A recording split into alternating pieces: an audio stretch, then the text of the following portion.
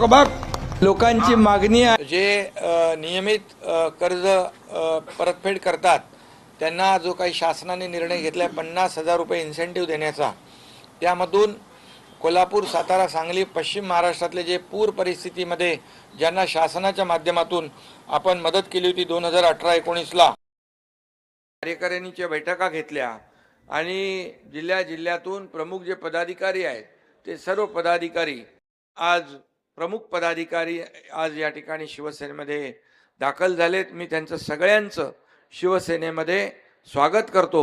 मनापासून आपल्याला सगळ्यांना धन्यवाद देतो. खरं म्हणजे आपण एका विश्वासाने आलेला आहात. हा एकनाथ शिंदे तुम्ही म्हणालात कार्यकर्त्यांच्या मागे उभा राहतो, कारण मी एक कार्यकर्ता म्हणूनच काम करतोय. मी जेव्हा मुख्यमंत्री होतो तेव्हाही कार्यकर्ता म्हणून काम केलंय, आजही मी कार्यकर्ता म्हणून काम करतोय आणि उद्याही मी कार्यकर्ता म्हणूनच काम करणार आहे. त्यामुळे हा कार्यकर्त्यांचा पक्ष आहे शंकरांना. हा इथं कोणी मालक नाही, कोणी नोकर नाही. हा कार्यकर्त्यांचा सन्मान वाढवणारा पक्ष आहे. जो काम करेल तो पुढे जाईल. त्यामुळे या पक्षाची पद्धत आणि भूमिका आपल्याला मी सांगू इच्छितो की यामध्ये सर्वसामान्य कार्यकर्त्यांना न्याय देणं, कार्यकर्ता जो आहे हा खरं पक्षाचा एक बॅकबोन असतो, पाठीचा कणा असतो. हे कार्यकर्तेच आपल्याला आमदार, खासदार, मंत्री, मुख्यमंत्री, उपमुख्यमंत्री बनवत असतात. त्यामुळे कार्यकर्त्याच्या पाठीशी उभं राहणं हे माझं कर्तव्य आहे आणि हे बाळासाहेबांनी, आनंद दिघे साहेबांनी आपल्याला शिकवलेलं आहे. आणि म्हणूनच तुम्ही योग्य पक्षात आलेला आहात. देर आहे दुरुस्त आहे. पण मी आपल्याला सांगतो, तुम्ही शरद जोशींच्या बरोबर, ज्येष्ठ नेते शरद जोशींच्या बरोबर काम केलंय. 2 टाइम महाराष्ट्राचे अध्यक्ष, 2 वेळा महाराष्ट्राचे संघटनेचे अध्यक्ष आपण होतात. त्यामुळे शेतकरी चळवळ काय, शेतकऱ्याचा वेदना आणि समस्या काय आहेत हे तुम्हाला चांगलं माहित आहे. मी या ठिकाणी आपल्याला एवढंच सांगू इच्छितो, मी नेहमी सांगतो की या राज्याच्या तिजोरीवर पहिला अधिकार माझ्या बळीराजाचा आहे.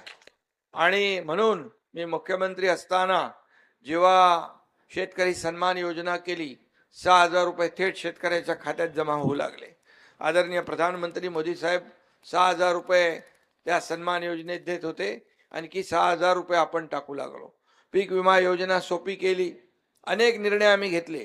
जेव्हा अवकाळीमध्ये, अतिवृष्टीमध्ये नुकसान होऊ लागलं त्यावेळेस ज्या अटी शर्ती होत्या त्या आम्ही काढून टाकल्या.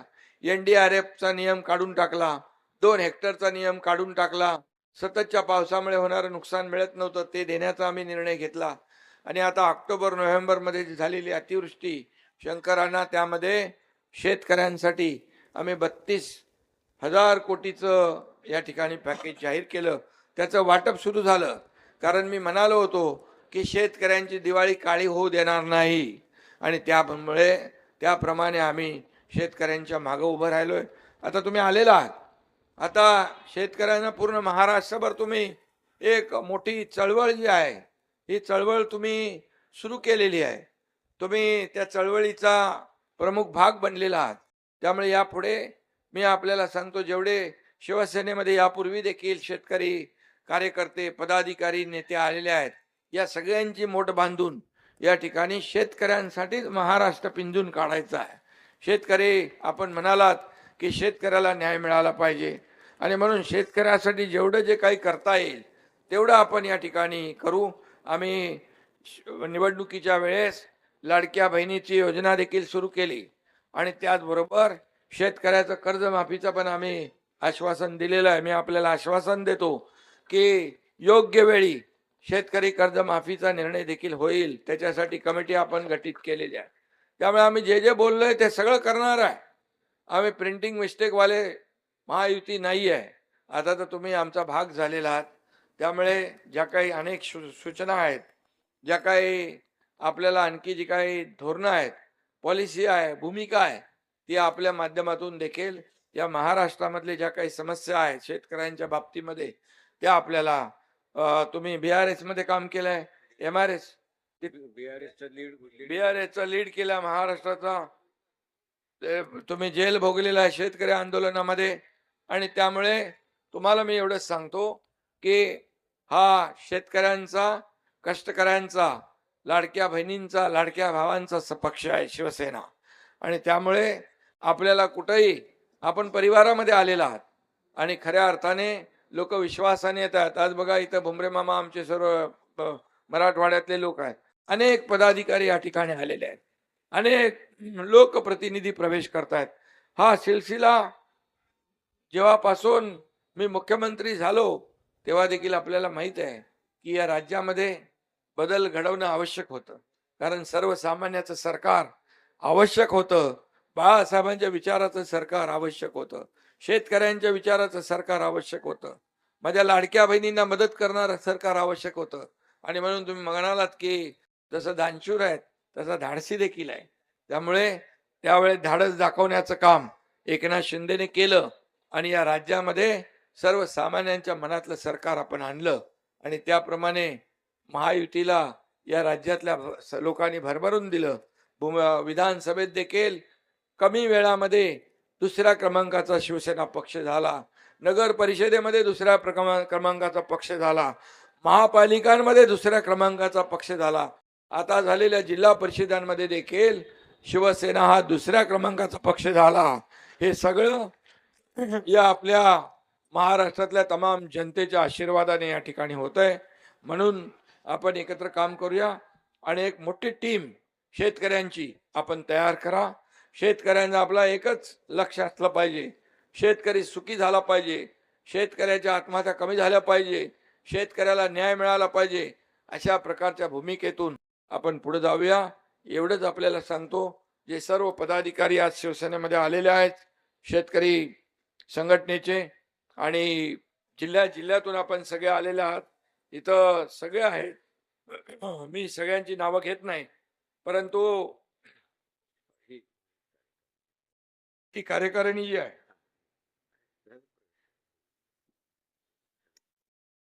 माजी आमदार शंकर अण्णा दोंडगे, संस्थापक अध्यक्ष महाराष्ट्र राज्य समिती, दत्ता आनंदराव पवार, नीलमताई खेमनार, शिवराज शंकरराव दोंडगे, गोविंदराव फुलजी भवर, मनोहरराव पटवारी, लक्ष्मणराव वंगे, अनिल पंड, बबनराव गवारे, मंचरराव बचाटे, दिलीप दादा दोंडगे, भैयासाहेब पाटील, रामजीवन बंदर, मारुती जाधव, पांडुरंग अंभोरे, अनिल यादव, पुरुषोत्तम दोटे, मनीषाताई तामशेटवार, शंकरराव गोडसे, विना कदम, गणेश खंडाळकर, दिगंबरराव साळुंके, सर्व जे काही ज्यांची नावं घेतली ते सर्व आणि नावं राहिले तेही सर्व. आज तुमचं सगळ्यांचं स्वागत. आणखी आपल्याला ही शेतकरी सेना मोठी करायची आहे. आणि शंकरांना आपल्याला माहित आहे की आपण एका शेतकरी कुटुंबातून आलेला. मी शेतकरी कुटुंबातून आलेलो आहे आणि म्हणून काही लोक माझे टिंगल करतात गावाला गेल्यावर, पण त्यांना माहित नाही मला मनापासून आपल्या शेतकऱ्याबद्दल प्रेम आहे, आपल्या मातीबद्दल प्रेम आहे.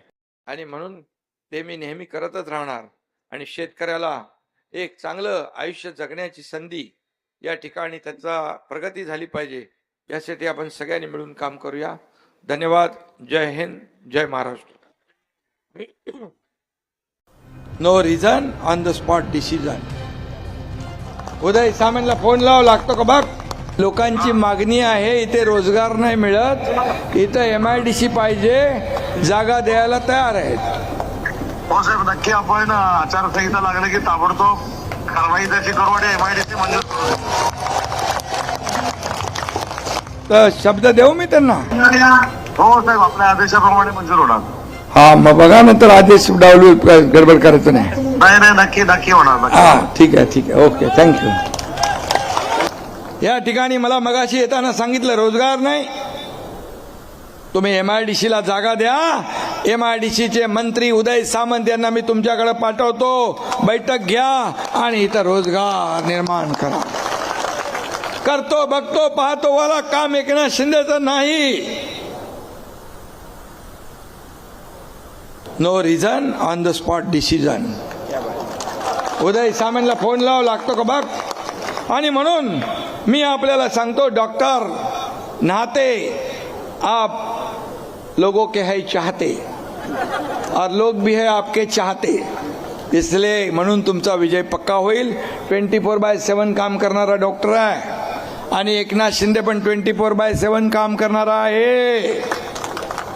मला आठवतंय मी 2.5 वर्षामध्ये मला वाटतं 2.5 तासापेक्षा जास्ती झोपलो नसेल. 2.5 तासापेक्षा जास्ती झोपलो नसेल. मला लोक म्हणतात तुम्ही कधी झोपता. मी म्हणालो मी झोपा काढायला नाही आलोय, लोकांच्या झोपा उडवायला आलोय. नाही तर काम कसं होणार, काम कसं होणार. कमी चेंडूत जास्ती धावा काढायच्या आणि म्हणून आपण काम केलं. या ठिकाणी मी एवढंच सांगतो, पांढरकवड्यात कुस्ती आणि कबड्डीची संस्कृती आहे, पेलवान आहे तिकडे. त्यामुळे विरोधकांना धोबी पचाड कसं द्यायचं तुम्हाला माहित आहे. धोबी पचाड देतो आणि म्हणून कबड्डी आहे. कबड्डीमध्ये देखील ऑलिम्पिक प्रो कबड्डी आपण सुरू केली. कबड्डीला चांगले दिवस आले. कुस्तीला देखील या ठिकाणी पैलवानांसाठी आपण काम करा. कोण आहे? हॅलो, हा साहेब उदय बोलतो. उदय सामंतजी, मी इथं पांढरकवड्यात सभेत आलोय. लोकांची मागणी आहे, इथे रोजगार नाही मिळत, इथं MIDC पाहिजे, जागा द्यायला तयार आहेत. हो साहेब नक्की आपण आचारसंहिता लागली की ताबडतोब कारवाई त्याची करू आणि MIDC मंजूर करू. तर शब्द देऊ मी त्यांना.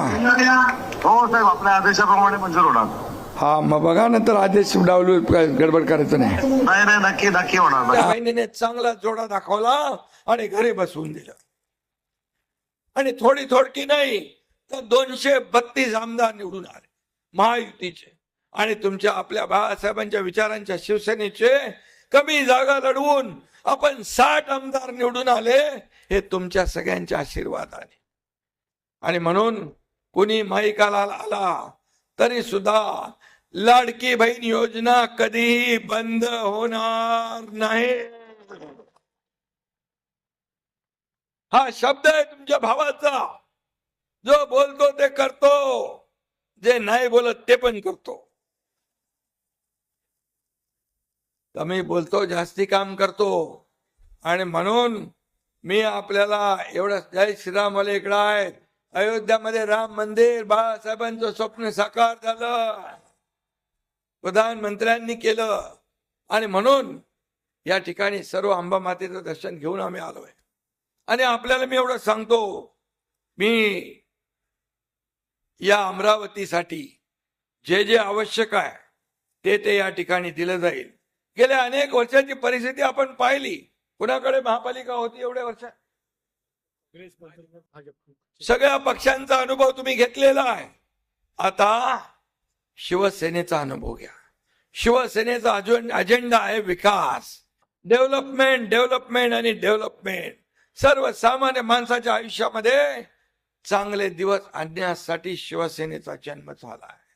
आणि म्हणून तुमच्या एकनाथ शिंदेने जेव्हा शिवसेना अडचणीत आणली, शिवसेना या ठिकाणी काँग्रेसच्या दावणीला बांधण्याचं पाप केलं, त्यावेळेस उठाव करणारा तुमचा भाऊ या महाराष्ट्राने, देशाने पाहिला आणि या जगाने पाहिला. आणि म्हणून लोकांनी देखील स्वीकारला.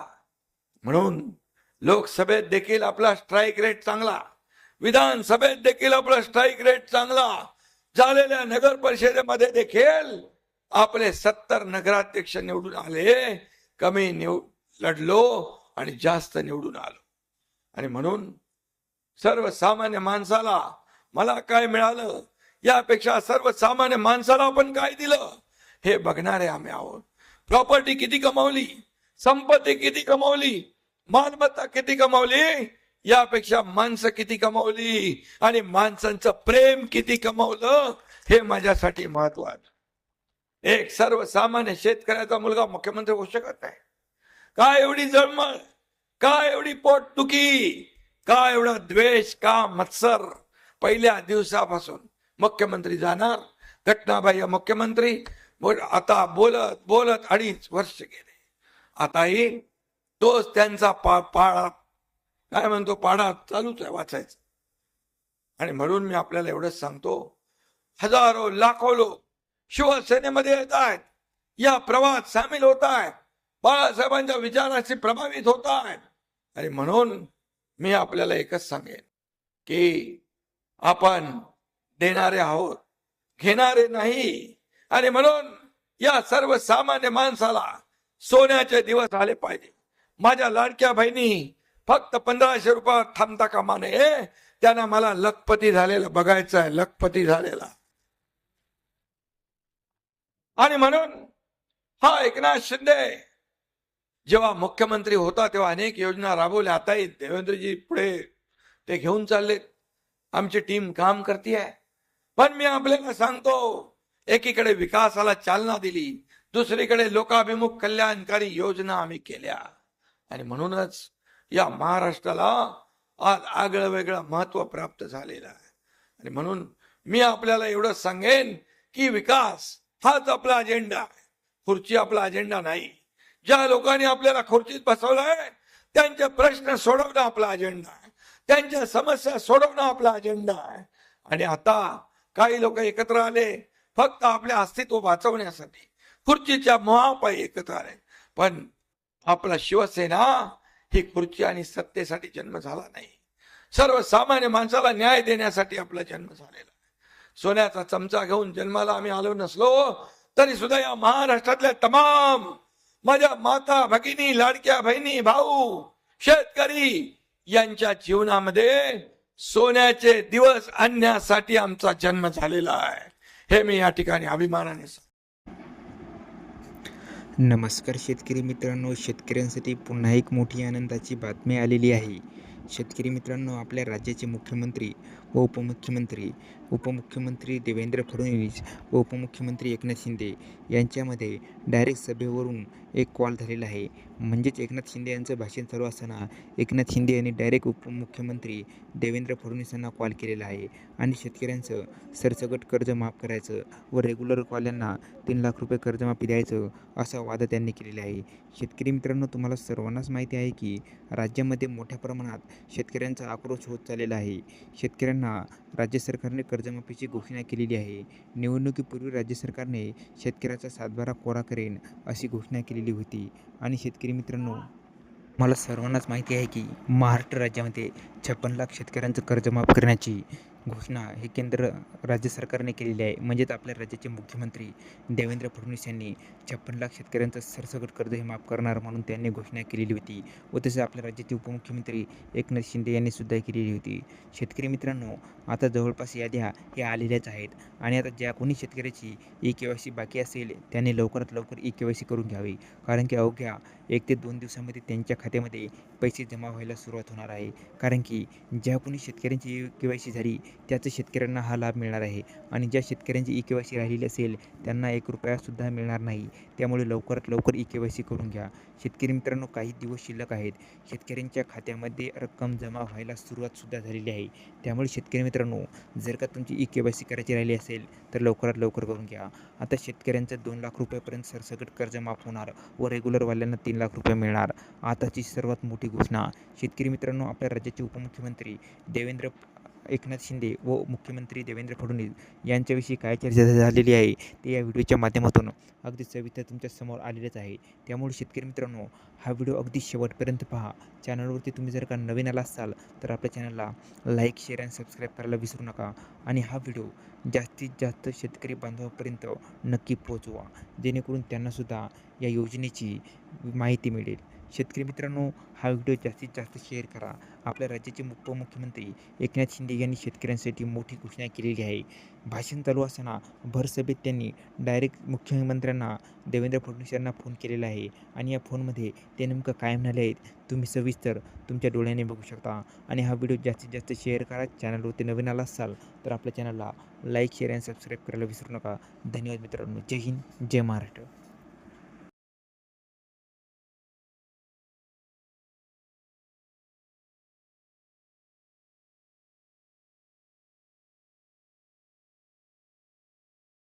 आणि